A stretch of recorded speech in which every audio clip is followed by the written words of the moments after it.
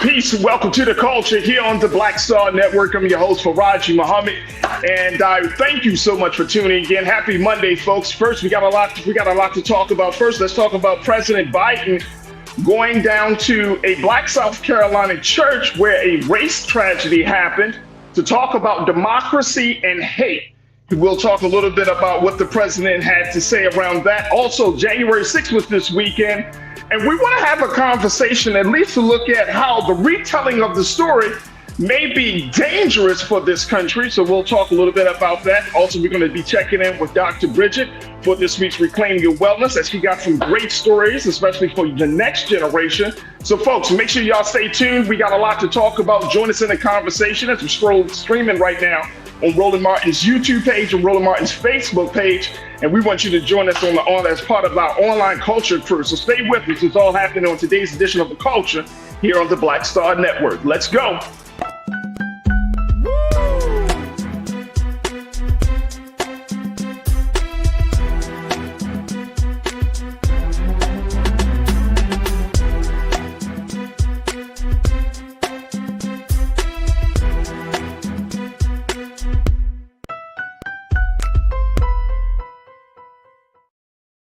All right, folks, welcome to the culture here on the Black Star Network. I'm your host, Farajii Muhammad. Thank you so much for tuning in and being with us and being a part of the conversation. Happy Monday, folks. Happy Monday. Thank you for deciding to spend some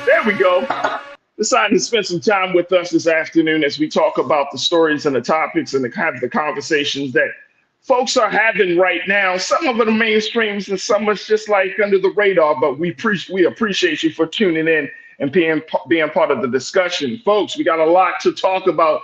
But first, let me tell you, we are streaming live on a number of different platforms. Make sure you check us out on our home platform of blackstarnetwork.com.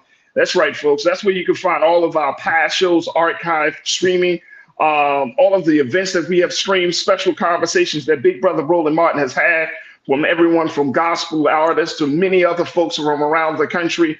And more importantly, you can be a part of the conversation as well. So make sure you check us out there on our website at blackstarnetwork.com. Download the app for free. Follow us on social media. And we certainly appreciate your financial support. If you could just give a little something kicking off the new year in the right energy and the right spirit. So your financial donations means a world of difference for us. Just check it out again at blackstarnetwork.com. Also follow us on Amazon platforms. We're on Amazon News on your Fire TV. We're also on Amazon Prime, where you can find us under the Prime Video app under Live TV, The News, or find us on Amazon.com under Prime Video, then Live TV, The News. We're also on the Freevee network. That's right, folks. You can check us out on Freevee, and we're on now under News, as well as Plex TV, now streaming live 24 hours a day, 7 days a week, free live TV. You can just search for Black Star Network on Plex TV or find us under Live TV, The News and Opinions. Now, big shout out to the online culture crew that is gathering in the spaces all across the platforms, man. Big shout out to all of the crew. If you're on the X platform, welcome to the culture. If you're on the Roland Martin's Facebook page, welcome to the culture. And if you're on Roland Martin's YouTube page, welcome to the culture, folks, man. Oh, man, there we are. Big shout out. Let's do a little roll call, shall we? Deidre Hall, I see you. Happy Monday, Deidre. Thank you for checking it. The ABX girl, I see you. Lori Parks, I see you. Big brother Willie Frazier, got you. Mingly Natasha Surge, I see you. Cindy D, I see you. Pastor Damon Blissett, the man of the Block Church, I see you. Thank you for checking in, Pastor. Hope all is well with your family. Who else we got? Monkey Confessions, I see you. The Stephanie Humphrey channel checking in. I see you. Gene Smith, I see you. Pauline Hurt, I see you. Man, oh man, the crew is gathering. All right, folks, let's jump right into these stories, because if you have not heard and have not seen the word around internet and just in general, that you know that President Biden right now is down in South Carolina, folks. That's right. The president is down in South Carolina. He, of course, we have talked about it here on this show, where they have made the Democratic primaries. They have shuffled this calendar where starts with South Carolina starting next month, in the month of February. Again, this is the same state that delivered the president to the presidency when he ran back in 2020. And under Reverend, and I said Reverend, Representative James Clyburn, he could be a Reverend, but he's down there in South Carolina, down in Charleston, South Carolina. He decided to have a special conversation or make a speech from Mother, as the church is called, Mother Emanuel, but it's the Emanuel African Methodist Episcopal Church. This was the site of the hate crime where the white supremacists massacred nine Black worshipers back in 2015. And the president decided to give his address talking about the stakes that are on the line for this upcoming election, talking about democracy, talking about race and hatred. And he talks about all of these things. Now, he also kicked off, now this is, of course, January the 6th was this past Saturday. So he is continuing along that line. He also kicked off the campaign year on Friday, actually, at Valley Forge in Pennsylvania, where he acknowledged Trump again being one of the great threats to democracy, criticizing the former president for his actions during the January 6th attack on the Capitol. And the president reiterated those same things, spent time highlighting the experiences of Ruby Freeman and Shay Moss, those two Black election workers down in Georgia who were subjected to harassment and defamation of character by Trump associate and former lawyer Rudy Giuliani, the former mayor of New York City. The president continued to push on the Republicans' attempt to sanitize the events of January the 6th. The president said they tried to steal an election, and now they're trying to steal history. And we're going to talk about that. We got to quickly talk about that because this is dangerous. It's a very dangerous course. And this is why, you may not be hearing it on a lot of Black platforms for us to talk about January the 6th, but I'm going to share with you folks that if we don't talk about it, and I'm talking about as Black America doesn't talk about January the 6th, it's like the old saying goes, right? If you don't learn from the lessons, you'll be forced to repeat those same lessons over and over again. And I don't know about you, but the uncertainty of what happened on January the 6th is something that's too big of a risk because we don't know how that situation could affect Black America. Even though a lot of Black folks weren't a part of that. That was a MAGA Trump supporter effort, right? We know that. But going into this election year, given the fact that there is so much uncertainty around the political polarization in this country, I don't want us to just gloss over and act like, oh, that doesn't affect me. That affects every single person in this country. Now, let me just share this with you. We're going to take our first pause because I want to get your take on this, crew. The poll numbers, as the president is stating his case for, making sure that we shore up democracy, stating his case, talking about race relations and hatred. The poll numbers show that the president's support among Black voters, especially among Black men, is slipping dramatically. According to some polls, President Biden carried 92% of Black voters in 2020, but recent polls found as many as 20% are open to voting for Trump. That's why we got to talk about January the 6th. That's why we got to talk about January the 6th. This is not a rhetoric conversation. This is not about politics of parties, party conversation. This is about what are we looking to get? If nearly 20% of Black voters are saying, you know what, we're going to walk away from the Democratic Party and possibly put our bets on a man like a Donald Trump, something is inherently wrong. So look, I got to take a quick pause. When we come forward, let's get your take on this as we talk about what the president and more of what the president had to say down in South Carolina at Mother Emanuel Church and of so much more. We're just getting started here on The Culture, right here on the Black Star Network. So stay with us.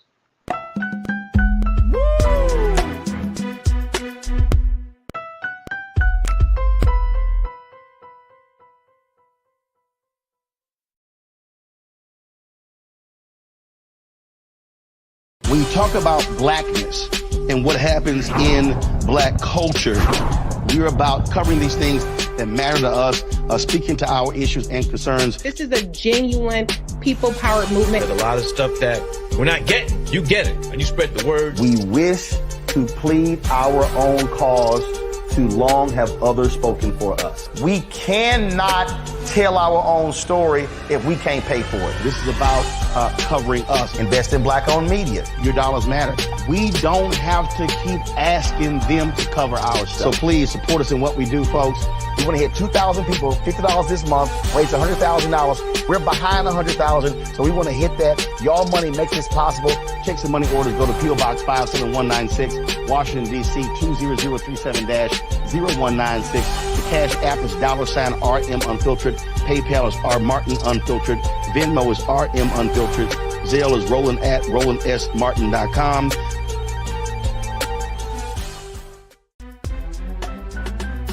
I'm Farajii Muhammad, live from LA.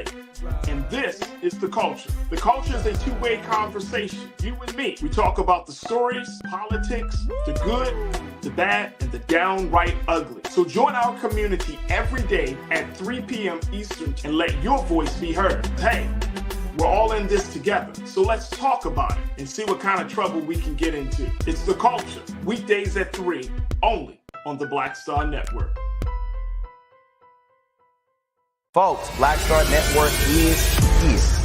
Oh, no punches! I'm real revolutionary right now. Support this man, Black Media. He makes sure that our stories are told. Thank you for being the voice of Black America, Roland. Stay black. I love y'all. All momentum we have now, we have to keep this going. The video looks phenomenal. See, this difference between Black Star Network and black-owned media and something like CNN. You can't be black-owned media and be scared. It's time to be smart. Bring your eyeballs home. You dig?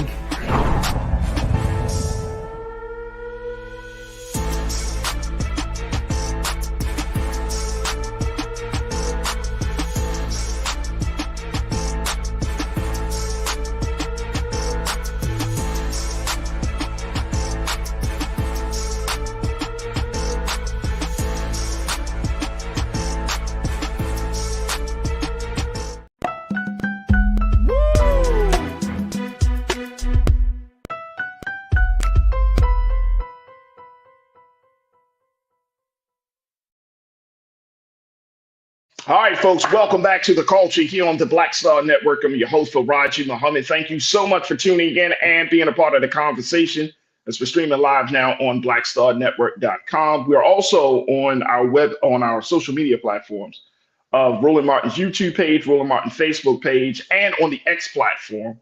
So if the crew is on all of these platforms, I want y'all to post your comments, share your thoughts, and post those questions as we have this conversation about President Biden speaking down at Mother Emanuel Church in South Carolina, in Charleston, South Carolina, where in 2015, a white supremacist came into the church, sat with those parishioners for about 45 minutes before savagely shooting them down in church. And so he went back to the same church and he talks about democracy. He talks about race relations. He talks about hatred and what he sees happening on the heels, on the horizon of this critical election that we're scheduled to have this November. Very, very important and critical time that we're currently in, folks. And of course, this is on the heels of the January 6th acknowledgement that happened this past Saturday. The president spoke on Friday in Valley Forge, Pennsylvania, talking once again about the fragility of democracy and where we stand. So I want to get your take on this, crew, as we share, more of what the president had to say around this situation. Everything is everything. You checked in, and welcome to the chat. Everything is everything. You say showing up at a black church, which is a disaster these days, to put us to sleep. Okay. Was a disaster to put us asleep. I don't know if you had a chance to hear what the president had to say yet. Everything is everything. But I understand the sentiment. Trust me, I definitely understand the sentiment where we have had political leaders come to those spaces where our people gather and have these type of speeches. And, I think for a lot of us, even including myself, there's always that part of us that says, okay, that sounds good on in words, how does that look on paper? How does that look in legislation? How does that look in institutionalizing this sentiment you have, Mr. President, with other things? Now, that's always going to be the big challenge because and for those who understand how government works, and even those who don't understand how government works, the president can say a lot of things. It's Congress that has to make those things happen, right? And if your Congress is divided, if your Congress is against itself, a lot of movement on some of these big button topics are not going to happen. We saw that in the Obama presidency, and those 2 terms didn't get a lot of things done because of the rancor within in Congress, the discord between Republicans and Democrats. And so it's very, very hard. Again, the president can put out some great words. He can share the sentiments. He can speak to the issues, but it's Congress. It's those legislators and lawmakers that institutionalize the vision that the president puts out. Now, not getting too far into the political weeds of that situation, I want us to at least focus on the fact that we are at a very critical point in this country, and the fragility of democracy is being discussed all around the corner, all over the place, folks. There isn't a place where a corner of this country, in any major newspaper, magazine, television show, where people are talking about what's going on in America, where democracy, the idea of democracy, the government that we have all come up under, the government that we only know of, is being discussed in a very, very serious way.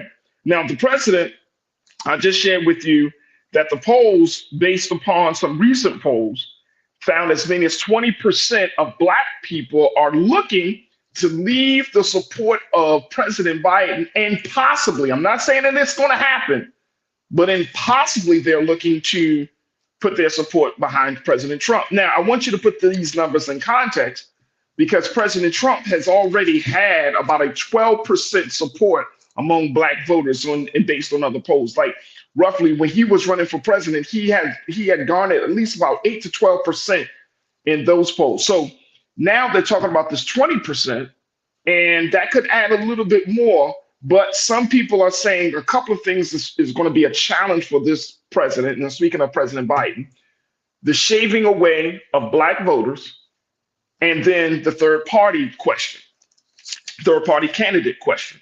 So we're not going to talk about that today. I want us to focus on democracy and hate.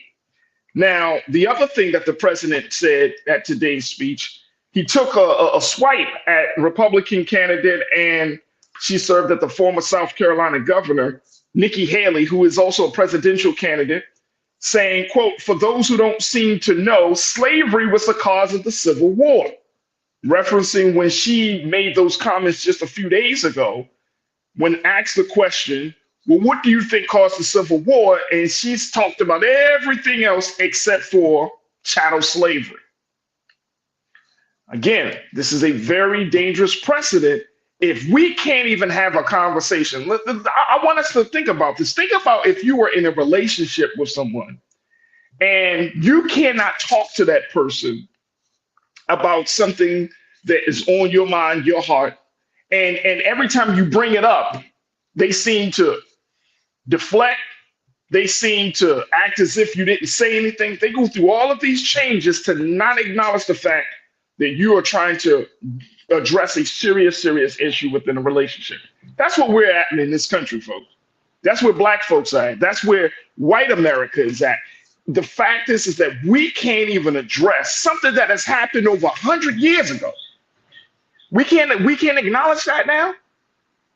So if you can't address the Civil War and slavery that has happened decades ago, then how can we? It's almost impossible, and it's almost silly for us to expect that you are going to address what happened 3 years ago with January the 6th. All right, let me hear what y'all got to say on this as we talk about what the president is. Tiana, you checked in. You say for Tiana, who are they asking in these polls? That's a good question. There have been a lot of polls. I think it was USA Today, Washington Post, a lot of them doing these polls. So that's a great question. Sometimes there's people within the city, sometimes there's people within rural areas of the country, but that's an excellent question. But how much of that is important based upon the reality that people are not satisfied with the current with the GOP frontrunner Donald Trump and President Biden? We know that there's some dissatisfaction. Now, how much, that's going to be where the polls come in, and that's where the measurements come in. But we do know that there is some dissatisfaction, that folks are not happy that we're going to go back to the presidential polls, and these are our two choices. All right. Let me see some. Sean Ryan, you made a few points, so I'm going to bring up one or two of those. You said, Sean, and welcome to the chat, Sean. Thank you for joining us. You said, I'm curious what made the 20% shift. I'm curious too, Sean, considering everything that's happened with former President Donald Trump. Y'all remember last week I just shared with you, the man also has been found by the House Congressional Democrats that he was given $7.8 million from 20 foreign governments while he was in office. So 2 out of those 4 years in office, he was getting a check from foreign governments to use his various businesses. That should have been dealt with at the beginning of his presidency. He was profiting while being president, and that's against the law, folks. That's against the law. Let me see something. My sister, Corinna Denise, we checked in with her on Friday. She's back in the chat. Good to see you, Corinna. You said the people get to decide who sits in elected positions of legislating power in Congress and the Senate. Focus on the legislative branch is dangerously lacking. Yeah, I agree with that. I definitely agree with that. But all of the branches are in trouble. So people don't like the executive branch, Corinna, right? They don't like I keep saying former, but I'm thinking they don't like the president. So that's a problem. They don't like the judicial with the Supreme Court and all of the issues that come up with the Supreme Court, where you have those justices who are just seem to be so lockstep with Republican Party politics rather than actually interpreting the law of the Constitution. So that's a problem. And then you got the Congress. You got the legislative branch, who there's so many issues that certain things can't get passed. That's in for the benefit of the American people. We are just dissatisfied with every single branch of government. Look, I got to take another quick pause. When we come forward, I want to throw something else into the mix. Let's talk about this January 6th situation, as the president talked about it. He emphasized the importance of telling history as it is. But what happens when something that is as still fresh, it's only been 3 years, folks, something that's still fresh as January the 6th had to be retold? I'm going to share with you what happened behind the scenes based on a new report from the Washington Post. What happened behind the scenes of the fact that you had all of this stuff that was happening on January the 6th. And literally, folks, the Republicans, and more importantly, the families of the rioters, the accused folks who were on the Capitol that day, pressed GOP leadership to retell the story of what happened on January the 6th. What the hell? This is where you start to break away from your constituents as a political leader. This is where you start to say, I can't go to the American people and just lie in their face as if they don't have some sense of intelligence, some sense of judgment, and more importantly, lie to their face as if they're just absolutely insane based on what they saw. But guess what? Guess who did it? They did. And they keep telling the lie to retell the six. We're going to talk a little bit about that. Stay with us. It's The Culture here on the Black Star Network.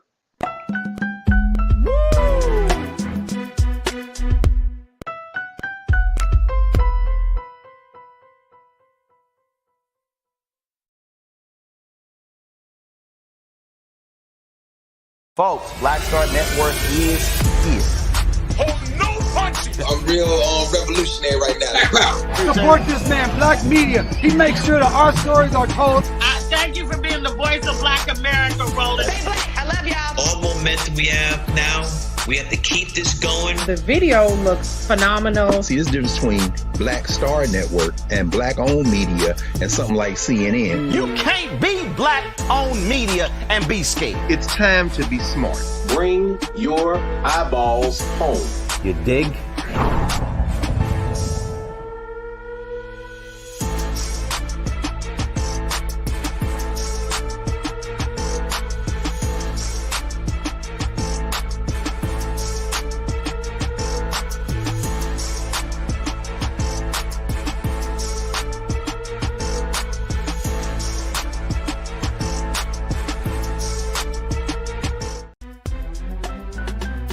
I'm Farajii Muhammad, live from LA.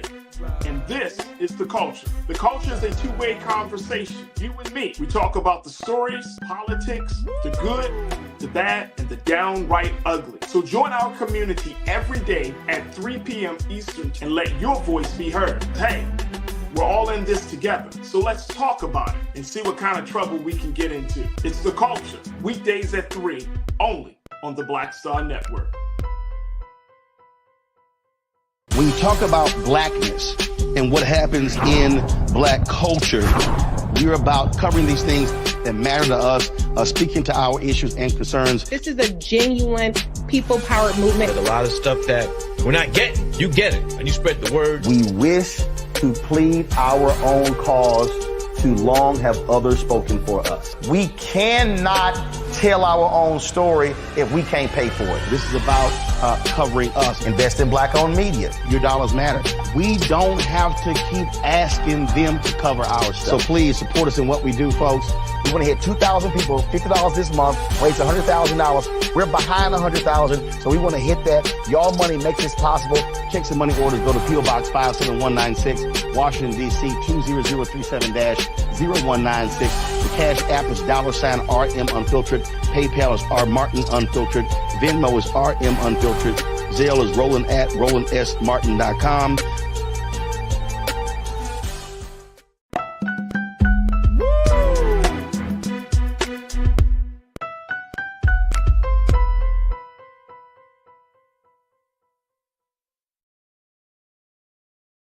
All right, folks, welcome back to The Culture here on the Black Star Network. I'm your host, Farajii Muhammad. We started the conversation talking about President Biden making his visit down to Charleston, South Carolina, to give a speech today to talk about the fragility of democracy, talking about race relations, talking about hatred in this country, as he spoke from the tragic site where 9 black worshipers were gunned down by white supremacist Dylann Roof back in 2015.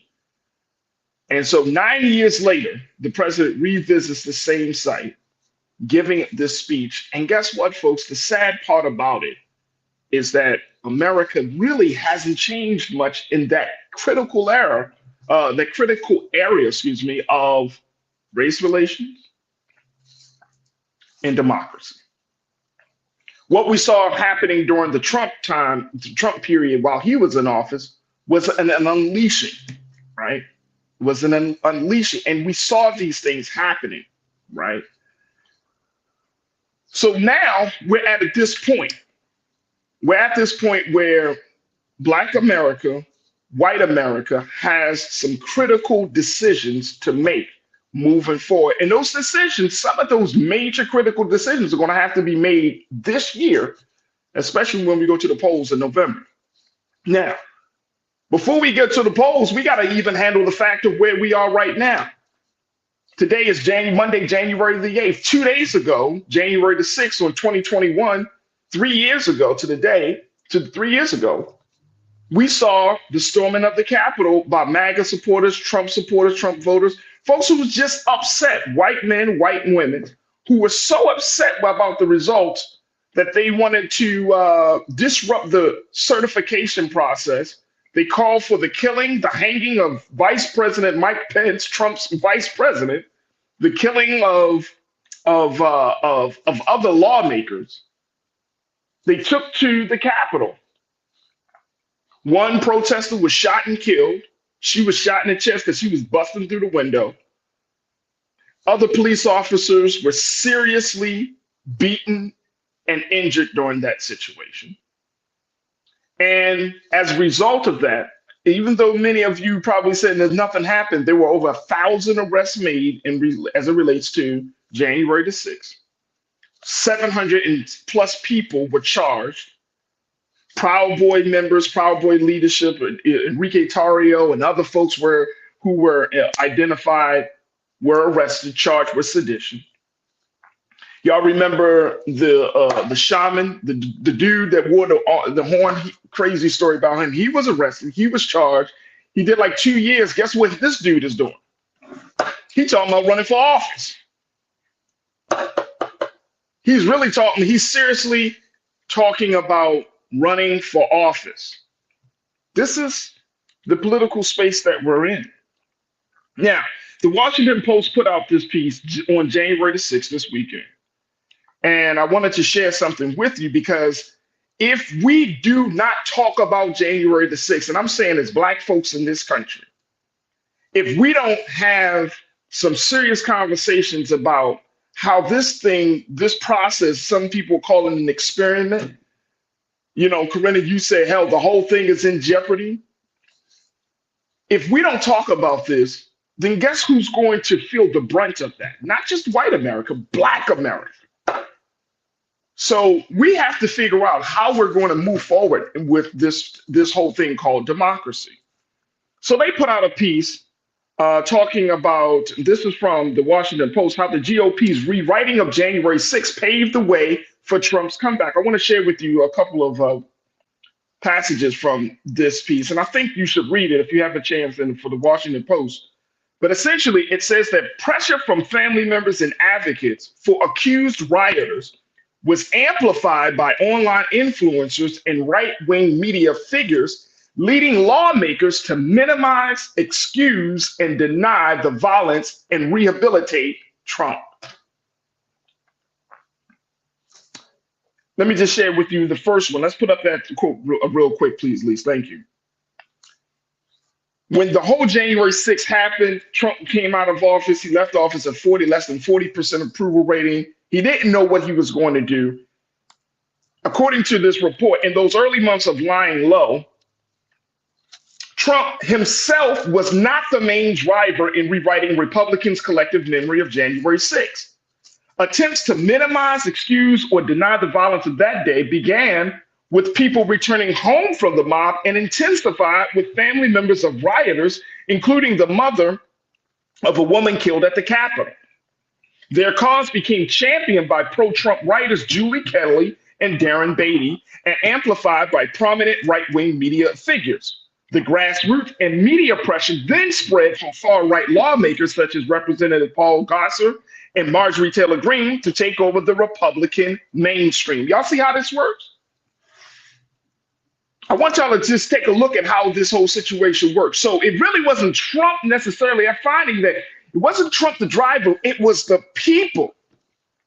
The family of rioters, the family of folks who were involved on that attack, who felt like they didn't get enough, that this was a tragedy, a travesty, that those rioters were seen as the enemy.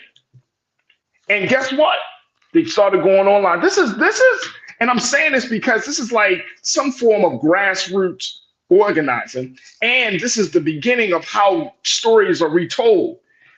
They went online, those family members went online, started pumping out all of their own narrative about what happened. Then the influencers picked it up. Then they started putting it on their blogs and podcasts and all of these things. And then the media picks that up, and Fox News and everybody else all of the conservative and right-wing folks started to push it out there.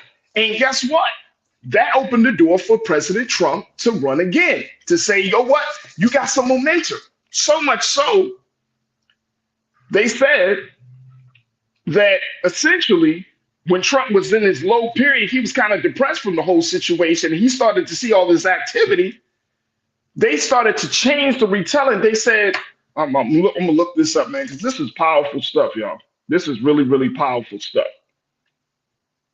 According to the article, the change in view of January 6th among Republicans offered Trump a lifeline, paving the way for his political comeback by October of 2021, crew, when he claimed the insurrection took place on November 3rd, election day, rather than on January 6th. Trump was merely repeating a meme that was already widely circulating on Facebook.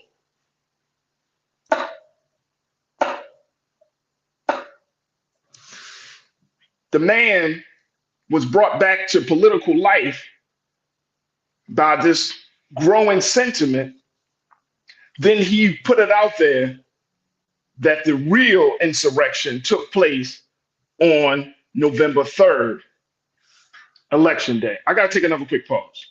When I come back, I'm going to share with you the numbers and to talk to us about the perils of why we must tell the truth about January 6th. Because guess what? Once you tell a lie, and it keeps being told, and it keeps being told in a powerful, forceful way, more people start to believe it. The truth becomes so far from reality that the lie becomes the truth in the eyes of many. Folks, stay with me.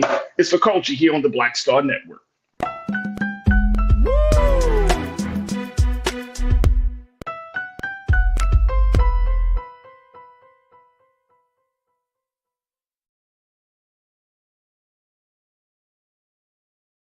Pull up a chair, take your seat.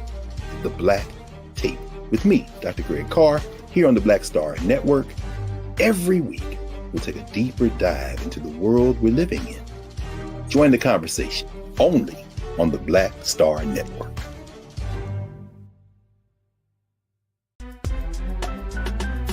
I'm Farajii Muhammad, live from LA. And this is The Culture. The Culture is a two-way conversation. You and me. We talk about the stories, politics, the good, the bad, and the downright ugly. So join our community every day at 3 p.m. Eastern and let your voice be heard. Hey, we're all in this together. So let's talk about it and see what kind of trouble we can get into. It's The Culture, weekdays at 3, only on the Black Star Network. When you talk about blackness and what happens in black culture, we're about covering these things that matter to us, speaking to our issues and concerns. This is a genuine people-powered movement. There's a lot of stuff that we're not getting. You get it, and you spread the word. We wish to plead our own cause. Too long have others spoken for us. We cannot tell our own story if we can't pay for it. This is about covering us. Invest in black-owned media. Your dollars matter. We don't have to keep asking them to cover our stuff. So please support us in what we do, folks. We want to hit 2,000 people, $50 this month, raise $100,000. We're behind 100,000, so we want to hit that. Y'all money makes this possible. Checks and money orders go to P.O. Box 57196, Washington, D.C. 20037-0196. The Cash App is $RM Unfiltered. PayPal is R Martin Unfiltered. Venmo is RM Unfiltered. Zelle is Roland at RolandSMartin.com. Folks, Black Star Network is here. I'm real revolutionary right now. Support this man, Black Media. He makes sure that our stories are told. Thank you for being the voice of Black America, Roland. Stay black. I love y'all. All momentum we have now, we have to keep this going. The video looks phenomenal. See, this difference between Black Star Network and black-owned media and something like CNN. You can't be black-owned media and be scared. It's time to be smart. Bring your eyeballs home. You dig?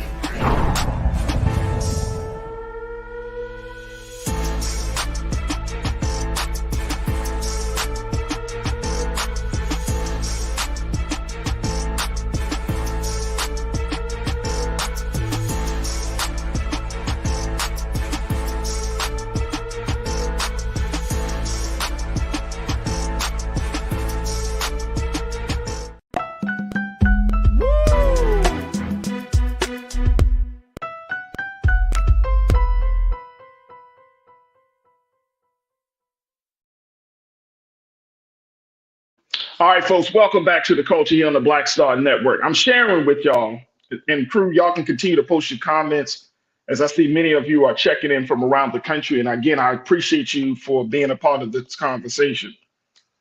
But we're talking about January the 6th, the perils of retelling the story of what happened on January the 6th, because it's important. I know some of you are probably like, why is this black man talking about January the 6th? Because in America, and if you look at history, nothing of that significance, right, is an isolated incident. It's not as if it affects them and it don't affect me. What you saw on January 6th affects every single American in this country, every single person in this country. You want to ascribe to being American, that's fine, but every single person within the boundaries of this country, this affects them. And we can't act as if we don't.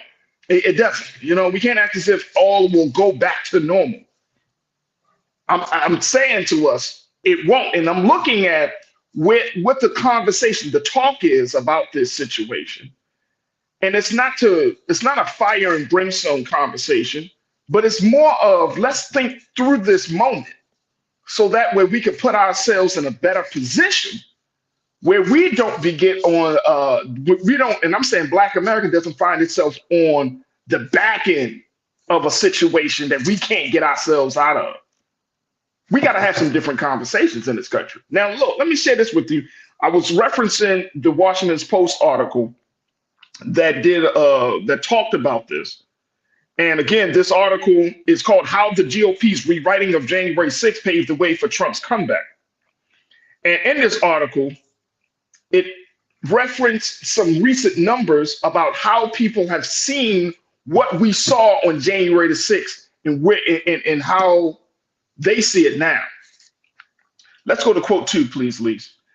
It says, the share of Republicans who said the January 6th protesters who entered the Capitol were, quote unquote, mostly violent, dipped to 18% from 26% in December of 2021. All right, bring us back to me very quickly.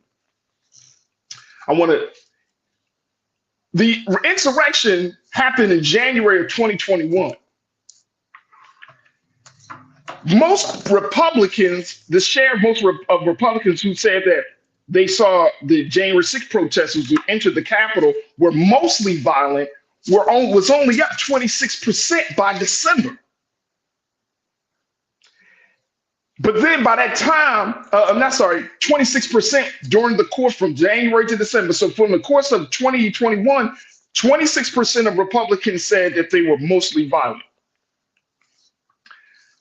That's changed from now 18%. That means that more people don't believe that these protesters were mostly violent versus those who do. Now, this number of 18% from 26% was according to a Washington Post University of Maryland poll. More than half of independents and about 3/4 of Democrats, on the other hand, believe the protesters were, quote unquote, mostly violent, numbers that have remained largely unchanged over time, according to the poll. The percentage of Republicans who hold Trump responsible for the attack from 27% to 14%, compared with 56% of independents and 86% of Democrats. More than a third of Republicans say they believe the FBI definitely or probably organized and encouraged the attack, a conclusion contradicted by an extensive congressional investigation and more than 725 completed federal prosecutions. Folks, let's talk about this real quick. First, y'all see the numbers? So less and less people believe that what they saw on January 6th, those protesters, mostly violent, being a problem, being insurrectionists, being underminers of democracy, that number is going down and down among the Republican Party. That's the problem. So you and I saw what happened, y'all. People literally climbing the walls of the Capitol. But you mean to tell me the same party who has talked all of this stuff about law and order, the same party that talks about upholding the Constitution and respecting the institution, and all of these things, a very small few of them actually believe that these individuals were violent, even though These protesters were calling for the names of Republicans in power to harm them. What are we dealing with on the GOP side? And what is we dealing with when you have this high level of cover up, delusion, deception happening to the American people? Let's go to the other point it pointed out. More than a third of Republicans say they believe the FBI definitely, a third of Republicans, folks, definitely believe the FBI definitely or probably organized and encouraged the attack. Mike Pence went on to the Sunday morning show yesterday. He himself said that he did not believe that the FBI contributed to the January 6th riots. He said, I've heard the many repeated assurances from the FBI that they were not involved, and I take them on their word when he was on CNN.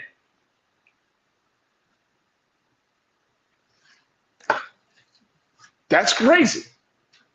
So the vice president, the former vice president, said he don't believe it, but the Republican Party wants us to think that that was the case. Here's one more piece.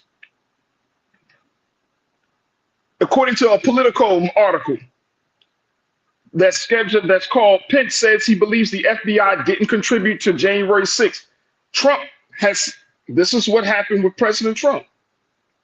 Trump has leaned on the conspiracies around January 6th as he looks to retake the White House, claiming Antifa and the FBI were leading the charge as his supporters marched from his rally to the Capitol. Those who have been in prison for joining the riots are hostages, Trump has said on the campaign trail. A description echoed Sunday by Representative Elise Stefanik on NBC's Meet the Press. Y'all remember Elise Stefanik, the same woman who was grilling Claudine Gay, the former president of Harvard University. Now the language changes from being insurrectionists, from being criminals, to now being hostages. Y'all see what I'm getting to? Crew, y'all hearing what I'm saying? That this is not Farajii Muhammad. This is stuff that's being reported, and there are receipts on all of this. Mingli Natasha Surge, you said the fact that this is even a debate is mind-blowing in itself. That's what I'm saying.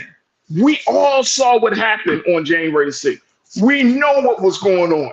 And there is a concerted effort, and I'm going to say this as we got to wrap this up. There's a concerted effort to retell this part of American history.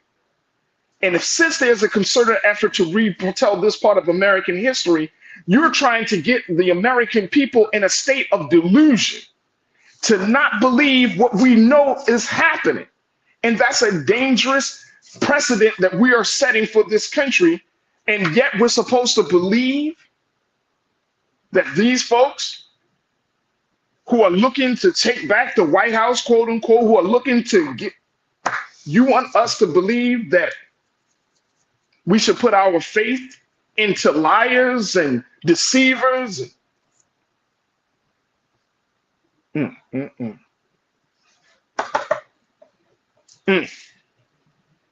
Now with their hostages. They're not rioters. They're not insurrectionists. They're not guilty of treason. They're hostages. And can you imagine the conversation around this? And language is so important.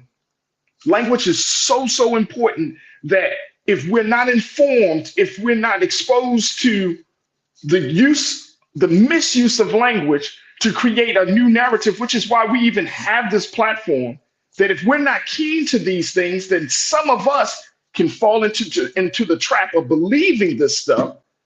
And that's why we're seeing this shift. Going back to your question, Sean Ryan, why do you think the shift is happening? Because people are being lied to, and there's so many lies that it's just getting us into such a crazy ass space that we don't know which way is up. We don't know what color the sky is. We don't know the grass is green no more. We can't tell what's going on. It's a whole different reality, an alternative reality that's being presented to the American people. And this is the reality that we're going to have to work through and navigate through this year of 2024. Look at the language. Look at the retelling.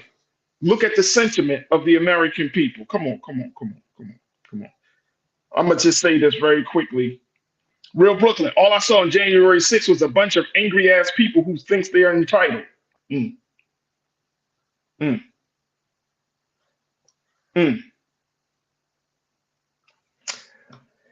that is me. You checked in and said reparation is more important. No black home is talking or cares about January the 6th. That's all right. I mean, hey, we don't need to talk about it every day, but do you not think that the powers that be is concerned about this? Why do you think the president went to South Carolina today? What do you think is going to be the driver for this election season? January the 6th, matter of fact, as I close, the Atlantic magazine, they have a whole issue. This month's issue of the Atlantic magazine is titled "If Trump Wins," and they have about 15 different subjects about what would happen in America if Trump wins, as it relates to abortion, as it relates to healthcare, as it relates to the telling of history in our schools, as it relates to the judicial system, if Trump wins. This is all stemming out of the January the 6th conversation. So Black American act like we don't, hey man, it's not important. This is their problem, not ours. Last time I checked, my address is in America. What about yours? Last time I checked, I'm a part of a number of systems. I get paid in this country. I eat in this country. I live in this country. How about you? Last time I checked, when we talk about politics, political power, if Black leaders don't prepare us for what could possibly happen in 2024, then how are we going to say that we are being led in the right direction? We got to talk about it. Just like we have to talk about slavery, we got to talk about and I'm saying this, and I'm not saying it's the same thing, obviously, but I'm making a point that every major moment in this country affects Black America in some way, shape, or form. What are going to be the legacies of January 6th? What can we expect? What is going to be called upon the Black voter in 2024 as a result of the fragility of democracy that we saw that was tested on January the 6th? Let's just ask those questions. We can't answer them right now, but we certainly need to think about them. Folks, I got to take another quick pause. Stay with us. We're going to shift gears, talking from politics to health and wellness. We're going to be checking in with our doctor, Dr. Bridget Cole-Williams. And of course, we're going to hear from you. Stay with us. It's The Culture here on the Black Star Network.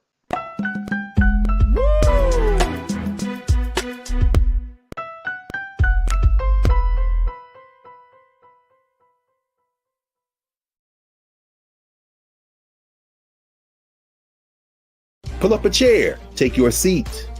The Black Tape with me, Dr. Greg Carr, here on the Black Star Network. Every week, we'll take a deeper dive into the world we're living in. Join the conversation only on the Black Star Network.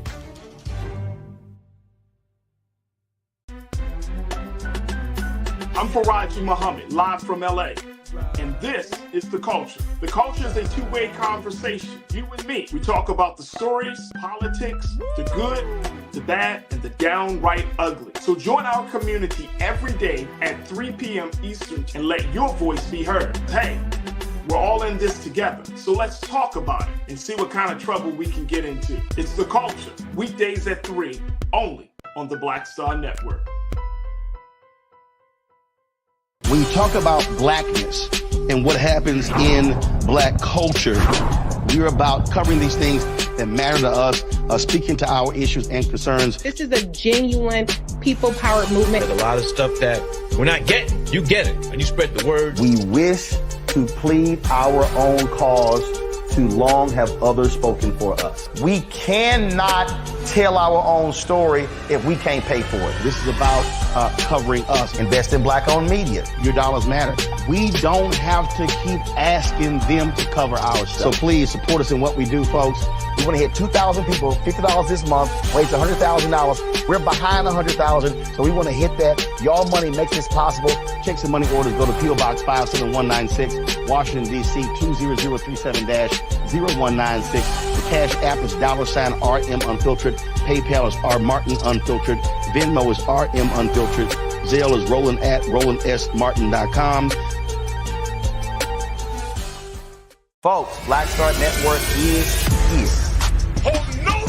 I'm real revolutionary right now.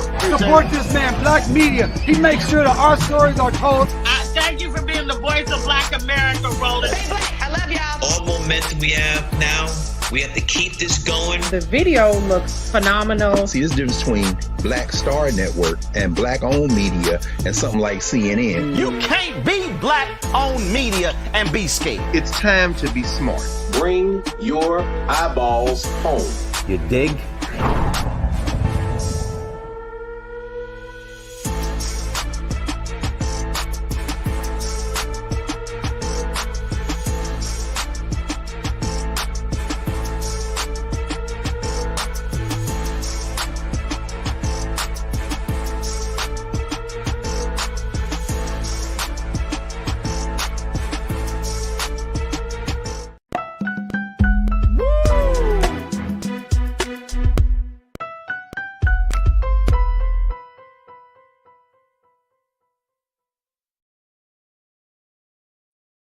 All right, folks, welcome back to The Culture here on the Black Star Network. I'm your host, Farajii Muhammad. Thank you so much for tuning in. First half of the show, you missed it. We talked about President Biden's visit down to Charleston, South Carolina, as he visited the Great Mother Emanuel Church, as he talks about democracy and race relations and hatred. January the 6th, that was the same church where back in 2015, when 9 parishioners, Black parishioners, were shot and killed in a massacre, a violent racial massacre. By a white supremacist Dylan Roof. And the president went back there 9 years later to talk about where we are in this country. Very, very important speech, but more important, the implications is very, very important. We certainly discussed a little bit about that, as well as the retelling of January the 6th, that 3-year anniversary of what happened on the Capitol on January 6, 2021, the implications of us in the retelling of that story. And Percy, I see you. You said that's a Biden and Democrat concern, worrying about Trump getting back in office, not ours. Percy Miracles. Wow. Wow. So we talked about that as well. All right, let's switch gears. Let's talk from politics to health and wellness, because we're going to need some help to get our minds right during this day and time. So let's check in now with Dr. Britton for this week's Reclaiming Your Wellness.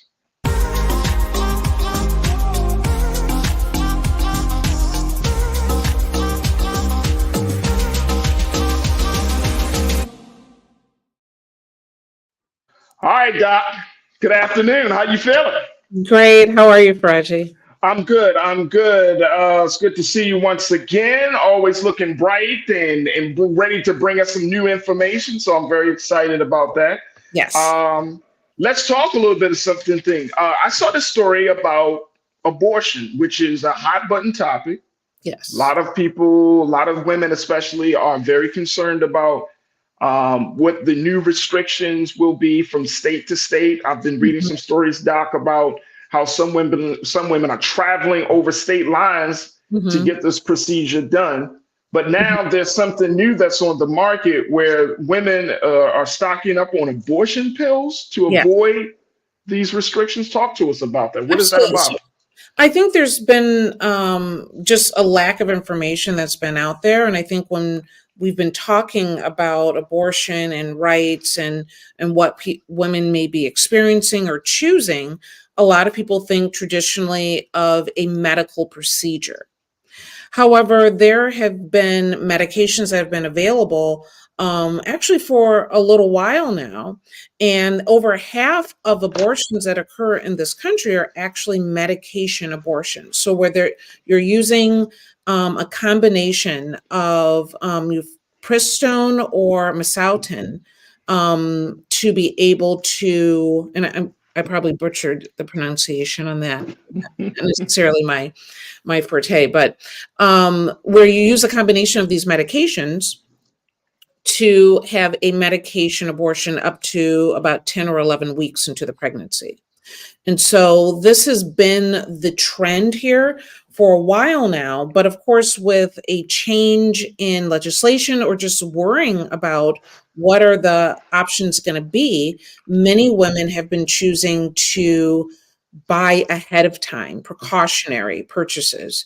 And so they've been going to online options where they're able to buy the medication with no actual current pregnancy. And they're doing so because they don't know what the future holds. Mm.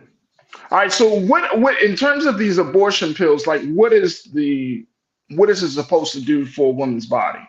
Right. So basically, the way that they work is that the first medication, the mifepristone, you end up taking it, swallowing the medication. It ends up dilating your cervix, as well as blocking the hormone progesterone, which helps you maintain a pregnancy. And so that's the first part of this. And then the misoprostol is actually, which is a medication we already use for stomach ulcers. You take that about 24, 48 hours later, and that actually causes a cramping and contraction that will lead to bleeding and expelling of the pregnancy itself. Mm.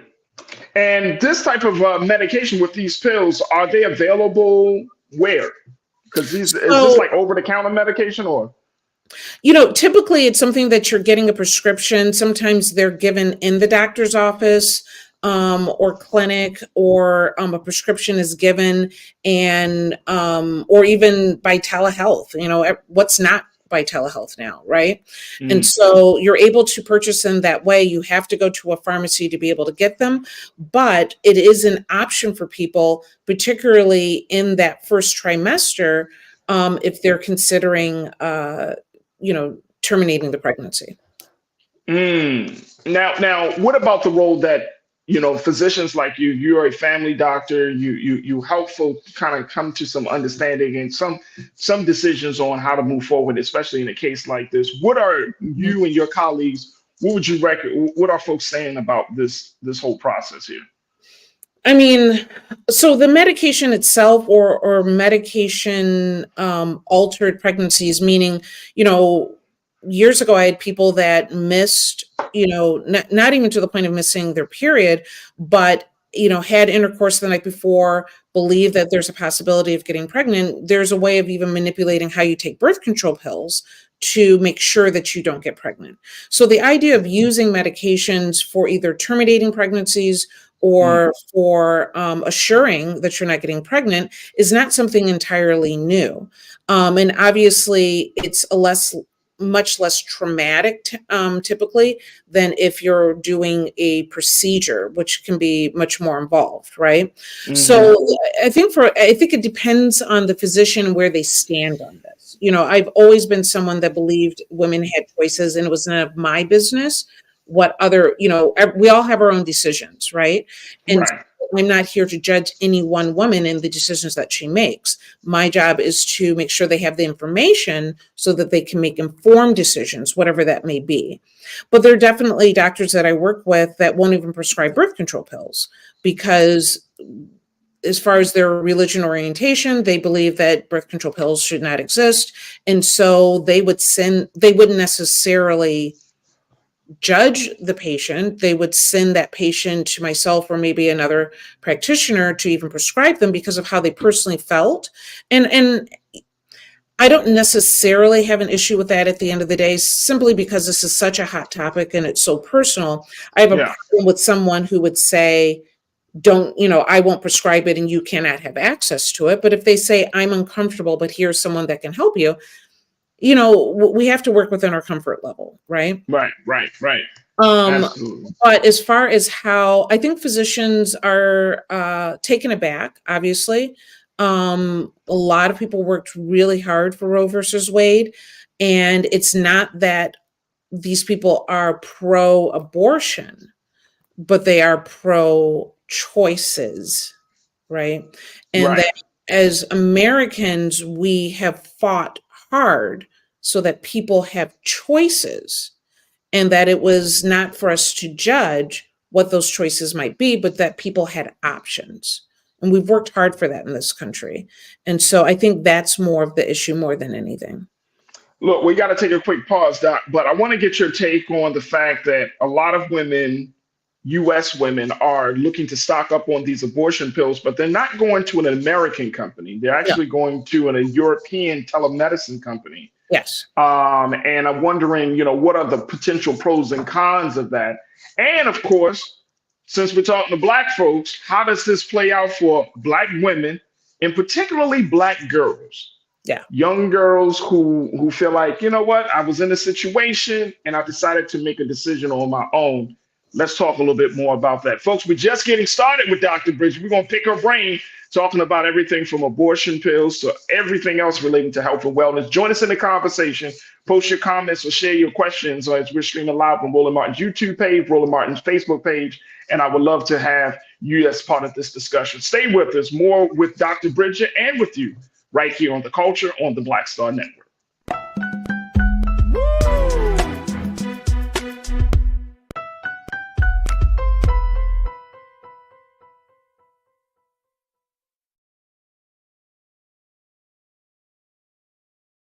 When you talk about blackness and what happens in Black culture, we're about covering these things that matter to us, speaking to our issues and concerns. This is a genuine people-powered movement. There's a lot of stuff that we're not getting. You get it, and you spread the word. We wish to plead our own cause. Too long have others spoken for us. We cannot tell our own story if we can't pay for it. This is about covering us. Invest in Black-owned media. Your dollars matter. We don't have to keep asking them to cover our stuff. So please support us in what we do, folks. We want to hit 2,000 people, $50 this month, raise $100,000. We're behind 100,000, so we want to hit that. Y'all money makes this possible. Check some money orders. Go to P.O. Box 57196, Washington, D.C. 20037-0196. The Cash App is $RM Unfiltered. PayPal is R Martin Unfiltered. Venmo is RM Unfiltered. Zelle is Roland at RolandSMartin.com.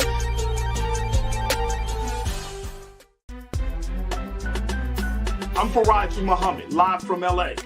And this is The Culture. The Culture is a two-way conversation. You and me. We talk about the stories, politics, the good, the bad, and the downright ugly. So join our community every day at 3 p.m. Eastern and let your voice be heard. Hey, we're all in this together. So let's talk about it and see what kind of trouble we can get into. It's The Culture, weekdays at 3, only on the Black Star Network.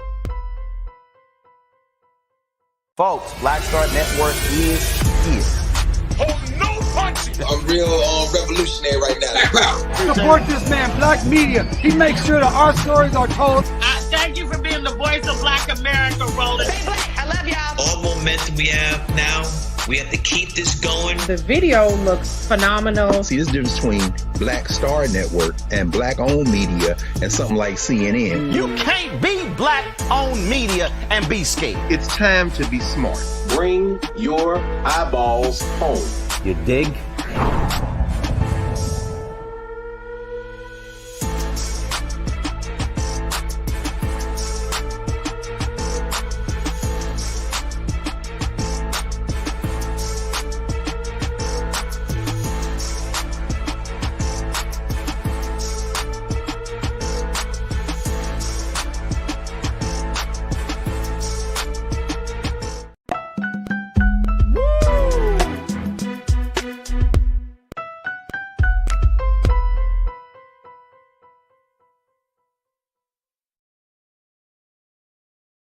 All right, folks, welcome back to The Culture here on the Black Star Network. I'm your host, Farajii Muhammad.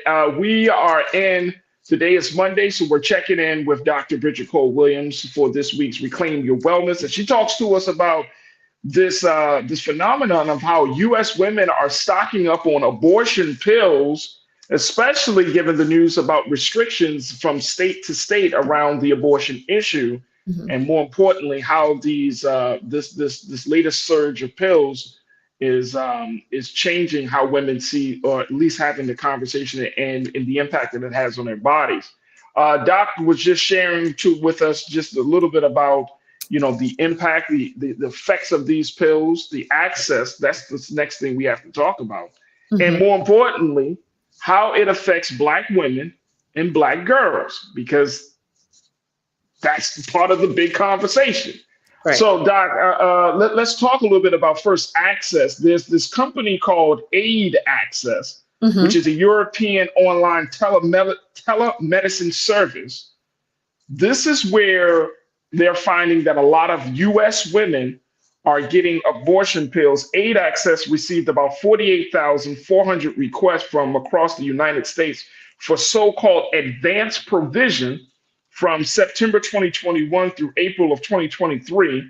Requests were highest right around the news when it leaked back in May of 22 that the Supreme Court will overturn Roe v. Wade, but before the formal announcement in June was made, according to the researchers. Um, and so people are expecting some real threat to abortion rights or to reproduction rights. And now they're stocking up. Even so, Doc, this was I thought was very interesting. People who weren't even pregnant. Yeah. People plan ahead, right? I mean, like the fear is, what if this happens? I mean, never did I think in my, I have teenage daughters, and God, protect them, that I never thought abortion would be an issue that, let's say, that my mother's generation had to deal with, right? So the fact that I had a conversation before my daughter went to college, I was like, we're not living in the same world anymore. So you have to think of, not that it was ever a careless option that people should have. It should never have been a careless option, but it was still a choice, right? And it's a different world now. So people are, this is the part that gets me, that, sometimes the argument is that, white Americans, that we don't want to pay for the, abortions anymore. And we're against this. And the fact of the matter is, who's buying these pills? Right. It is the young, white, urban women, the 30-year-old woman that's like, I need, they're aware of it. They know the option. They're the ones that are getting this pill. It's not Black America that's calling this, hotline or, telehealth to get this. It is white America that's getting this. It is very likely the same people that are anti-choice, but that's for other people, right? The majority of people that are getting and picking this up are 30-year-old white women in America. Problem is that we are often not even aware of this choice. And because, again, what do we think about when we think about abortion? We're not thinking about pills. One of the pills is a common medication for stomach ulcers.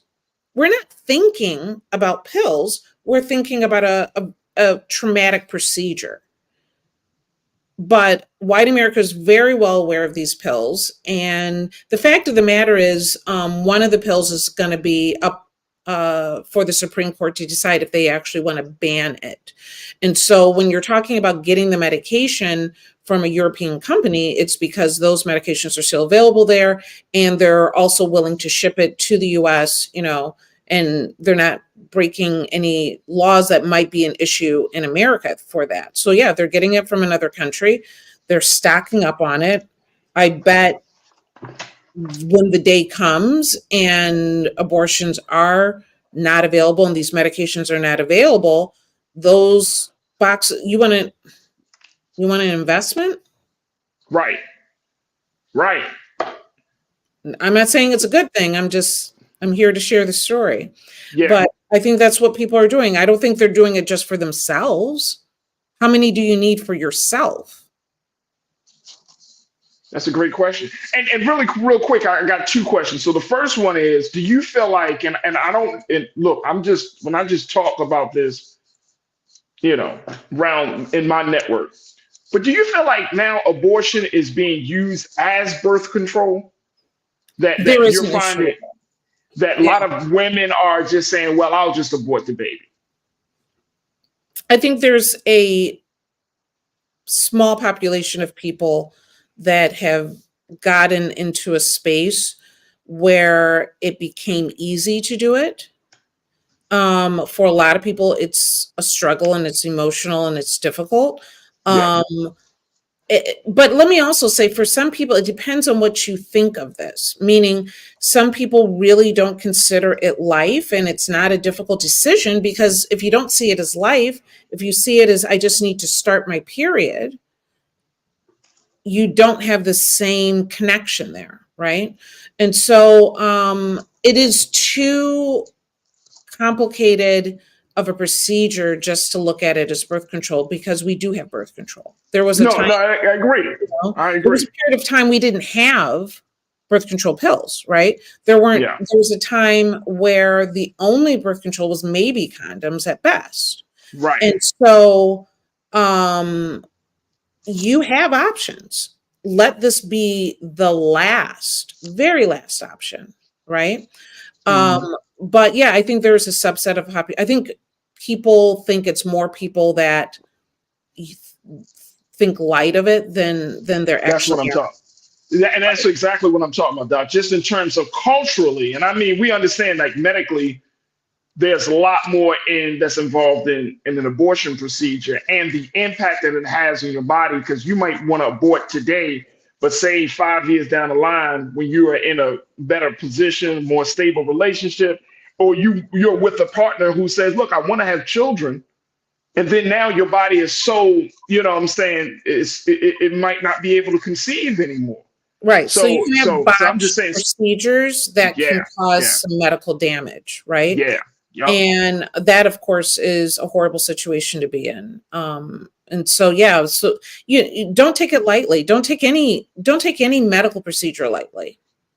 Absolutely. Absolutely. When we come forward, Doc, I got a question. Big brother Willie Frazier posed this question. He's asking, is there a way for hospitals to determine an abortion happened due to the pills? Then his second question is, would it take it more examination than if a woman would normally come in for miscarriage treatment? So I want to kind of get your take on those two questions that brother Willie Frazier posted. And we got to take a quick pause. When we come back, let's get more into that conversation. Stay with us, folks, as we're talking about the abortion dilemma. We're talking about women's rights. We're talking about choices. We're talking with Dr. Bridget for this week's Reclaim Your Wellness, and with you. Stay with me. It's The Culture here on the Black Star Network.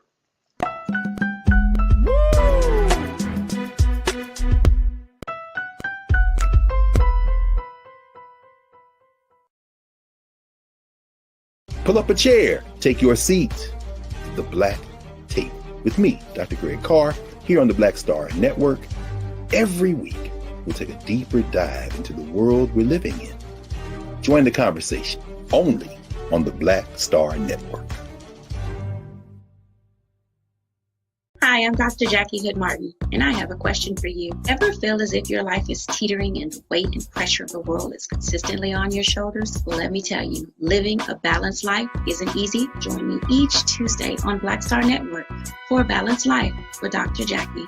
We'll laugh together, cry together, pull ourselves together, and cheer each other on. So join me for new shows each Tuesday on Black Star Network, A Balanced Life with Dr. Jackie.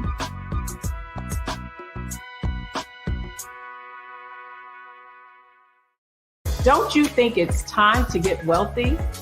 I'm Deborah Owens, America's Wealth Coach, and my new show on the Black Star Network focuses on the things your financial advisor or bank isn't telling you.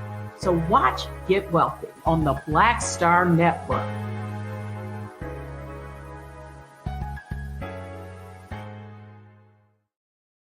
When you talk about blackness and what happens in Black culture, we're about covering these things that matter to us, speaking to our issues and concerns. This is a genuine people-powered movement. There's a lot of stuff that we're not getting. You get it, and you spread the word. We wish to plead our own cause.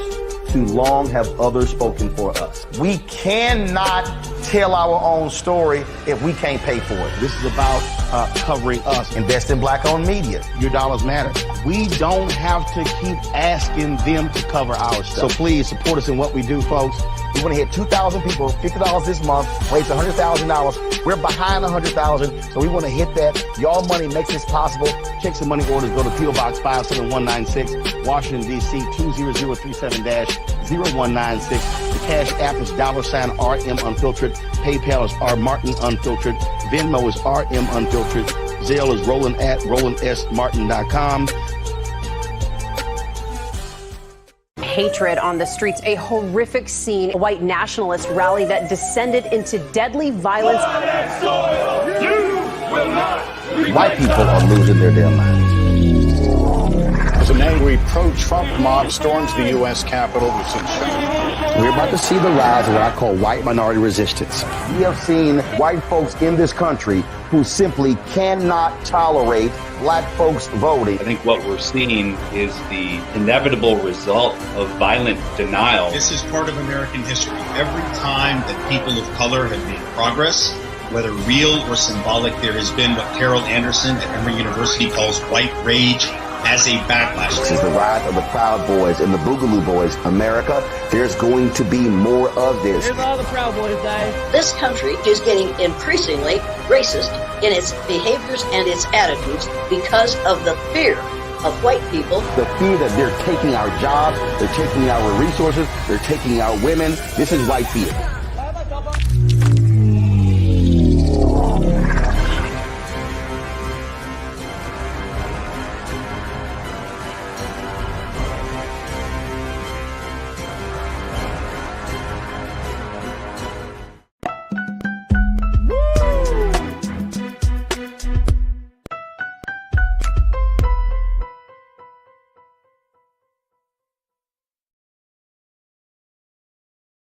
All right, folks, welcome back to The Culture here on the Black Star Network, chatting it up with Dr. Bridget Cole Williams for this week's Reclaim Your Wellness. And Doc, I want to, kind of just put it out there again, what Big Brother Willie Frazier, one of our great culture crew members, had to say. Questions for you.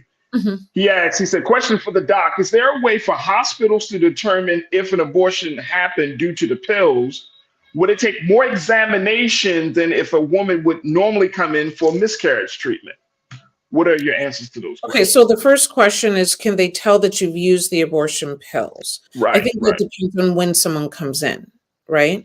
Because the cervix has been dilated, it takes time for everything to kind of shrink down and get back, your uterus, the cervix, everything get back down to its previous size. So I think it depends on when you're coming in to say whether they could tell you use the pills versus having an abortion procedure. I don't know if they can tell, oh, this was a medication abortion. I don't think that someone can see that specifically, but depending on when you're coming in and being seen, they will be able, your cervix looks different after you've had children versus before.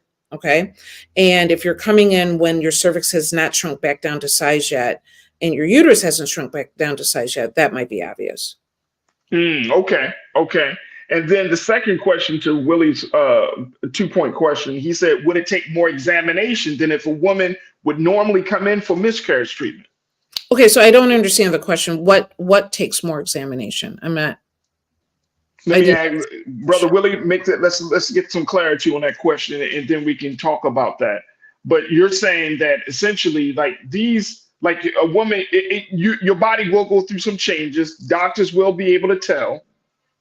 And what is the recommendation maybe that's displayed on these pills, or what is the recommendation that physicians are given in terms of how many times should a woman take in an abortion pill? Because I'm hearing some very disturbing stories from some women, Doc, when they're talking about they're up to like 2 abortions within a very small period of time. So how do you handle that? Let me say this, that, my concern when with this whole abortion, all this controversy and the legislative aspect of it, is that Black women do tend to get more abortions than white women. Okay. Mm. At And why is that, Doc? I mean, and I'm not trying to. This is not about throwing shade or being judgy or anything, but I'm seriously wondering, like, why is that? I'll be totally. I think about this. I don't know if it's. I think there's two aspects to it. Okay. I think one is health information and having access to whether it's condoms, whether it's birth control pills. A lot of times some girls turn 13, 14, whatever, and parents put them on pills automatically, Okay. access to medications and birth control options. I don't know if it is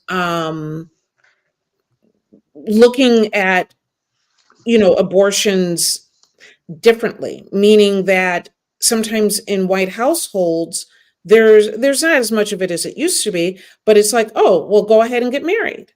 And I think some of that happens in our culture, but not like it used to. I think sometimes there's a social pressure. If you are a young woman and your parents have put so much energy into you, your education, you're the one that's going to be, saving our family and being the first college graduate and what have you. And then you end up like you now have the weight of your entire family on your shoulders, right? So there might be a pressure that sometimes we might feel that, let's say, a white household might not feel. Okay. Wow.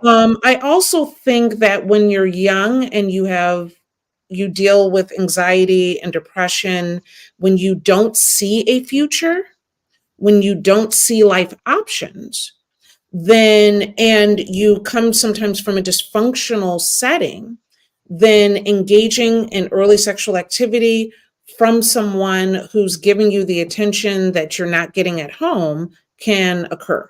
Dysfunctional relationships happen, right? And so I think that's another piece that can kind of fall into it. So I think it's from all different sides there. Yeah. But with Black women utilizing these pills, or whether it's actual abortion procedures, I think 40% of abortions in the US are Black women.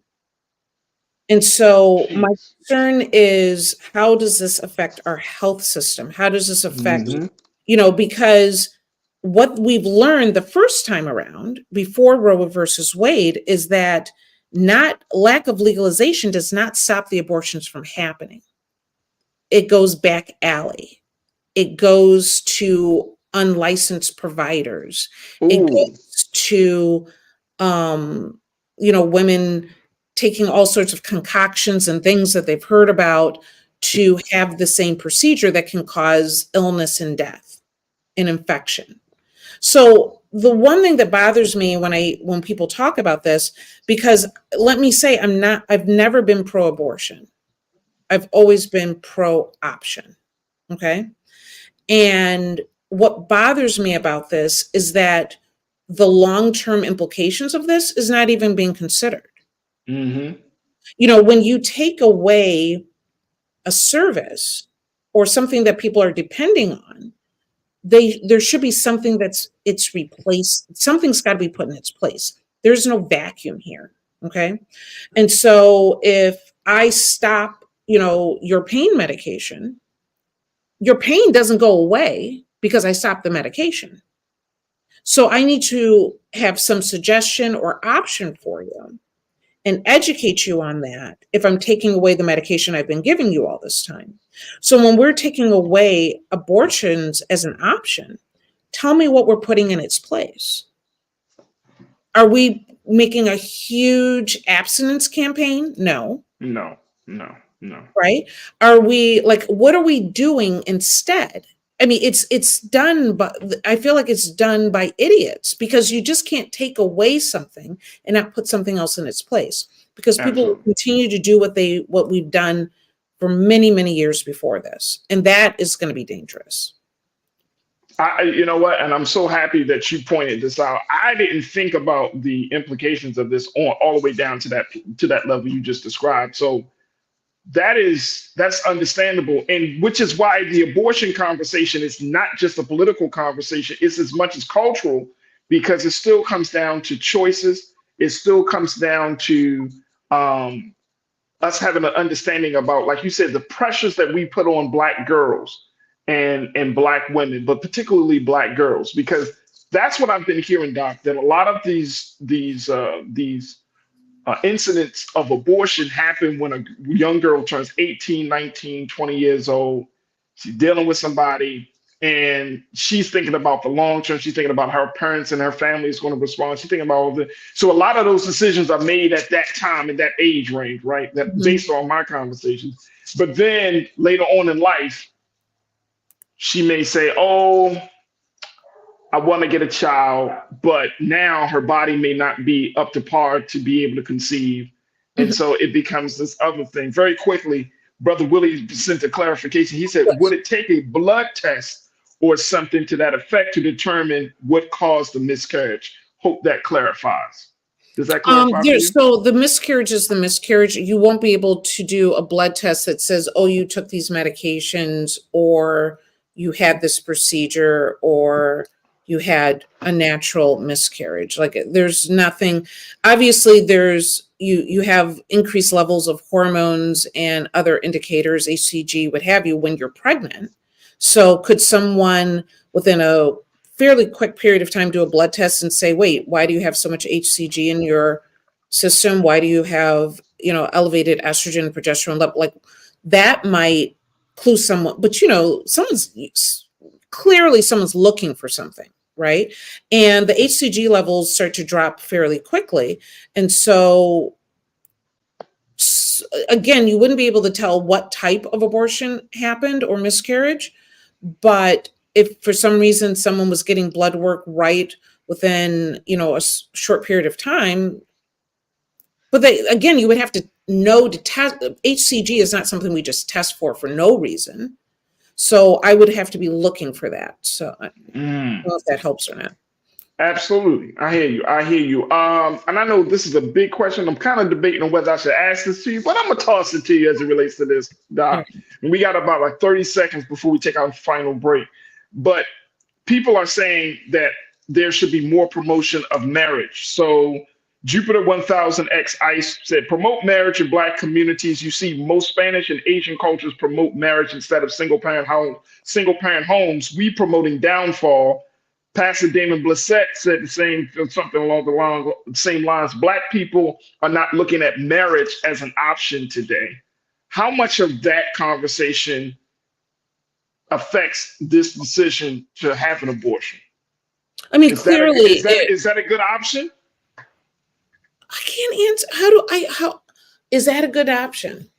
Yeah, to promote marriage. And I'm just saying to give people a sense that that if a woman is thinking about an abortion, is she thinking, or a young girl, a young woman, if she's thinking about abortion because she's not in a relationship that is stable to sustain a child or bring a child into this world, I guess some folks are saying, well, maybe we need to have some different conversations about relationships, not necessarily about the woman's body.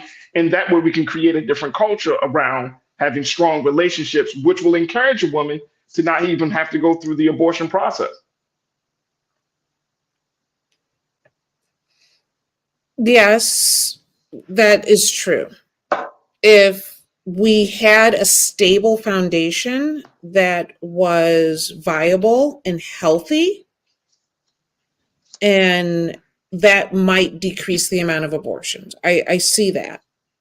But I would never encourage anyone to go into a unhealthy situation, because now you've not only caused damage to this child, but the damage that you're causing to that woman and sometimes to that man. I do think we've gotten to a place where commitment is so fleeting. And I think something needs to be said about that. I don't think, there's true. an issue in that, but I think that it's it's much bigger than saying I do. There's a much big cultural shift that's happened that makes marriage not what it used to be. And so you cannot prevent, people are having abortions in marriage. You know what I'm saying? So there's much more that would need to happen to make marriage a good option. And it is for some hope, but there's a lot of scary relationships that would cause division. Nobody wants that. People just need to make better choices, period. But that's a whole nother thing too. That's your after chat topic right there. Make better choices. Make better choices in your relationships. You know what I mean? Choose better partners. Don't be in such a rush. I think you need to be intentional about how you choose the one that you lay down with. I think that should be a much bigger thing. Oh yeah. Okay. Oh, absolutely. Like that's what I'm saying. There's a cultural aspect to this. Yeah, no doubt. And I think people, if you get rid of abortion, then people will be more careful. I would love to think that, because we need that. We need people to be a little bit more thoughtful about this. Okay. These are questions way beyond my scope. Yeah, way above your pay grade right now. Look, we got to take another pause. When we come forward, let's shift gears just a tad bit. And as we continue to talk about culture and Black youth, let's talk about the fact that Black youth, according to a new report, folks, is showing that online racism is linked to PTSD symptoms in Black youth. I'm going to talk to Dr. Bridget about that, and you. Stay with us. It's The Culture here on the Black Star Network.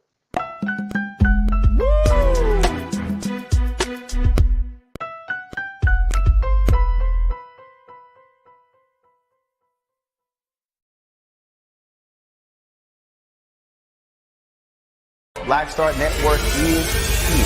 Oh, no punch! I'm real revolutionary right now. Thank you for being the voice of Black America. All momentum we have now, we have to keep this going. The video looks phenomenal. See, there's a difference between Black Star Network and Black-owned media and something like CNN. You can't be Black-owned media and be scared. It's time to be smart. Bring your eyeballs home. You dig? When you talk about blackness and what happens in Black culture, we're about covering these things that matter to us, speaking to our issues and concerns. This is a genuine people-powered movement. There's a lot of stuff that we're not getting. You get it, and you spread the word. We wish to plead our own cause. Too long have others spoken for us. We cannot tell our own story if we can't pay for it. This is about covering us. Invest in Black-owned media. Your dollars matter. We don't have to keep asking them to cover our stuff. So please support us in what we do, folks. We want to hit 2,000 people, $50 this month, raise $100,000. We're behind 100,000, so we want to hit that. Y'all money makes this possible. Checks and money orders go to P.O. Box 57196, Washington, D.C. 20037-0196. The Cash App is $RM Unfiltered. PayPal is R Martin Unfiltered. Venmo is RM Unfiltered. Zelle is Roland at RolandSMartin.com.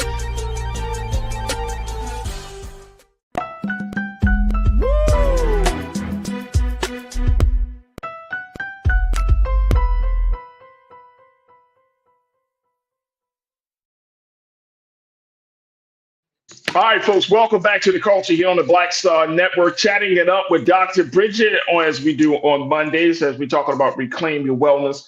Let's switch gears from talking about abortions to talking about racism and how online racism, according to a new report, Dr. Bridget, is showing to have a devastating tolls, particularly on Black youth. Now, this was a study that was published this past Wednesday in the journal JAMA Psychiatry.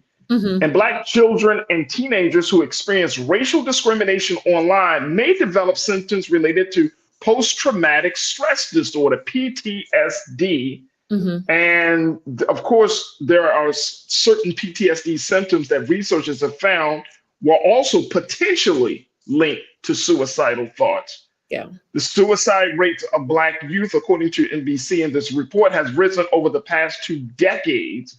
According to a 2023 report from Johns Hopkins Bloomberg School of Public Health from 2007 to 2020, the suicide rate in Black children and teens ages 10 to 17 increased by 144%, the fastest increase compared to other racial and ethnic groups.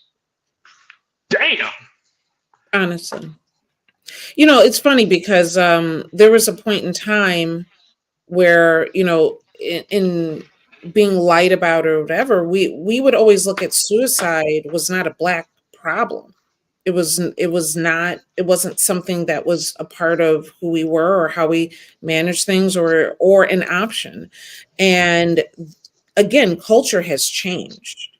And people can be incredibly cruel, more cruel online than they would be in front of your face. I think everyone who's on social media, every adult on social media has come across some obnoxious person, troll saying something. But nothing is more cruel than a teenage kid and the things that they can say. And when you're not mentally prepared for this, can have long-lasting effects. And so, yeah, the suicide rate alone is just astonishing, and that is something that we need to raise up against and actually work hard to protect our children, because this is everywhere. You know, kids have phones, they're on social media, and depending on where they are and what they're doing in there, they're going to come across some ugly people. Absolutely. Absolutely. And there are some serious psychological effects of racism on social media and online. It says that as part of this report that Black adolescents may experience hypervigilance, which is a state of high alert, if they had an encounter either online or in the real world that has a debilitating impact on them. How do we protect our children from this, especially those who are 10 to 17 years old, and that's right in that target age? How do we protect them from this stuff? You know, first of all,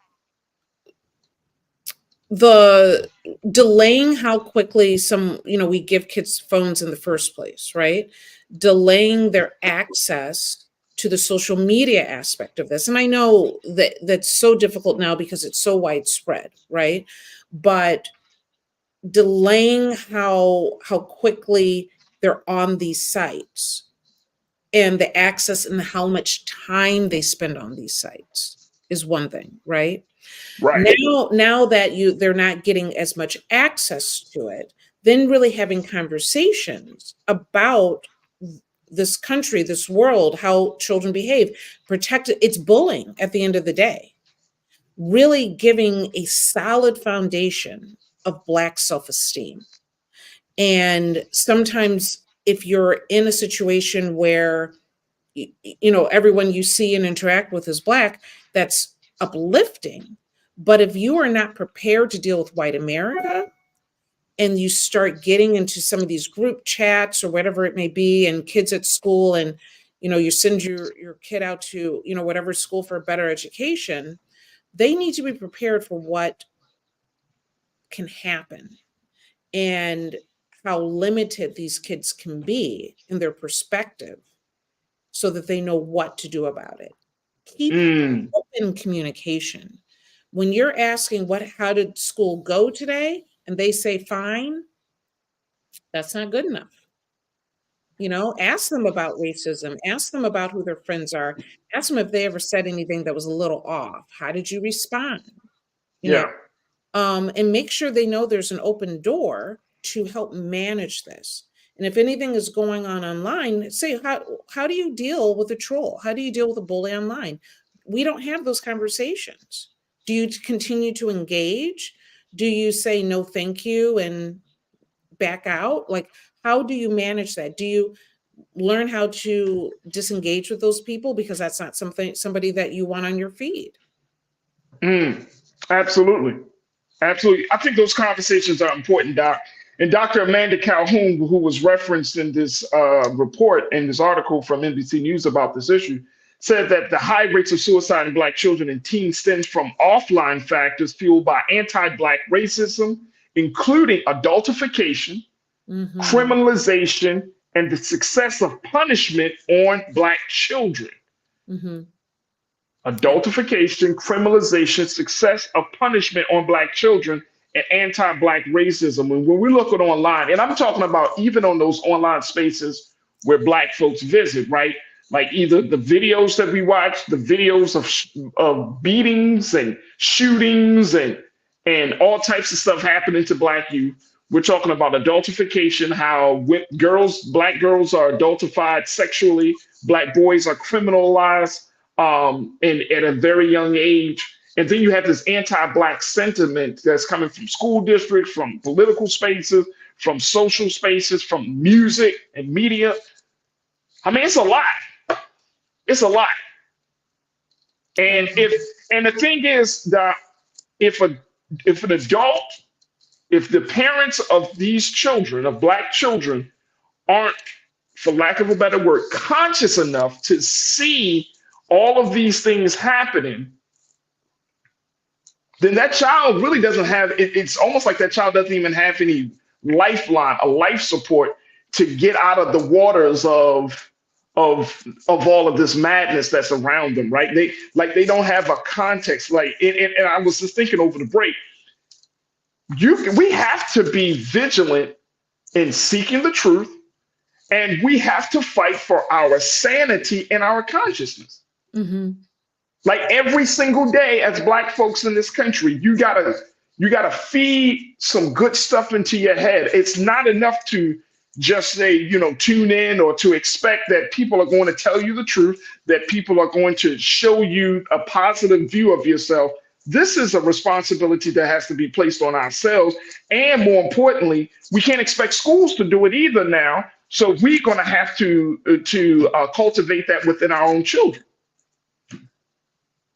The fact of the matter is that, with the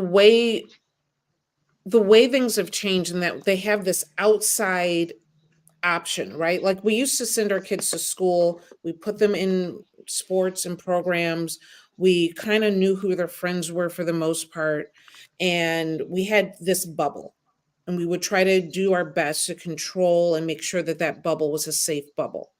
Right. But when you then go out and now you have all of this outside factor, which is now social media, that's beyond, outside of our viewpoint, right? We need to make sure that your teenager isn't, a lot of times you're saying, oh, your teenager's just moody. He's a teenager, she's a teen. Are they moody or are they depressed? And I think it's really easy, or they snap. Oh, my teenager is, blah, blah. Are they snapping because, they have got an attitude, or are they anxious? Right. That's the work that we really need to do at this point, because it's not evident to us. And we might have constructed a wonderful, safe bubble from everything that we can see. But then there's what we can't see. Absolutely. And that's changed a lot, since social media. There's a lot that we don't see. Absolutely. So if we can't see it, then we have to make sure that there's a safe place for them to talk about it. And that requires us to pay attention to them, to watch their behavior, to talk to them. You know what I'm saying? To be intentional in our parenting and grandparenting and our aunting and uncling and all of that stuff. You know what I mean? I'm just but I'm just saying we have to be intentional about that. Tiana, you checked in and said depression can show up as aggression. Absolutely. Yes. Mm-hmm. Absolutely. Good point, Tiana. Glennette Brooks, you said, real talk, I have PTSD from what is going on in America now. So I can only imagine how things are affecting my grandchildren. So I check in with them weekly. Good. Just to talk. Yeah. I mean, my statement with my patients, if you're Black in America, you have PTSD. Yeah. Period. Yeah. I don't even need documentation for that. We might not all have it to the same level, and clearly we all don't have the same experiences, but it is hard to be Black in America. And between what you're seeing on the news, your interactions in this world, the places you go, the what you're subjected to, it is hard not to be in this country and not have some level of PTSD. Absolutely. And I don't think we take that seriously enough, which is why I think it's always, since I started with you, it's always been a point to talk about mental health, because it's something that we've put rolled and swept underneath the rug all this time, right? We don't have time for it, and we're stronger than that. But the fact of the matter is the world has changed, and we need to have these conversations, particularly if we want to have healthy relationships. If Absolutely. You want to be healthy internally, you've got to be able to get this out and take serious. It's not weakness to talk about these things. It's not weakness to be bothered by them. We're very quick to blow stuff off and say, "Oh, that's nothing," blah blah blah. It's not that easy. It affects us in the long run, and so we need to talk about it. I know we got to wrap, but I know that I just want to throw it out there that another reason that we're seeing these 10-year-olds or 17-year-olds having suicidal thoughts, and even some going as far as to commit suicide, is also because of cyberbullying, which is a huge problem. And we just have to be, I think we have to just be mindful of these issues, especially for those of us who have Black children, grandchildren, or, nieces and nephews. We put them in white spaces, whether it's their schools. We want to put them in private schools or the best of schools, and they have, they're in white spaces, or if they're part of different, curriculum or activities after school, and they might be in white spaces, just to recognize that this is going to play on your child's mind. Yeah. And how they see themselves. And I know that you're wrapping up, but I was that child that went to the private schools and, what have you. And I had all of this opportunity. But I will tell you, I was always a little jealous of my cousins because they were in a Black environment. They were what my family considered to be, potentially unsafe, the schools, whatever. I saw it as a safe environment because I was dealing with a whole nother set of issues. And I realized really young that they were not dealing with those issues, that they were in a place that was supportive. That I did not have. And so we really have to think about what that means and how to support our kids in the process. Absolutely. Ongoing conversation, but I'm happy that you are right there with us, Doc.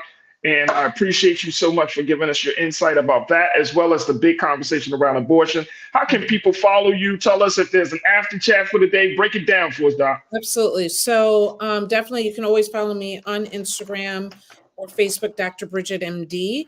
And at 6:00 today, we're doing Healthy Relationships Only. We have a guest host, Will Bessette. We're talking about male toxicity and vulnerability. So come to Instagram Live at 6 p.m. Eastern and join us.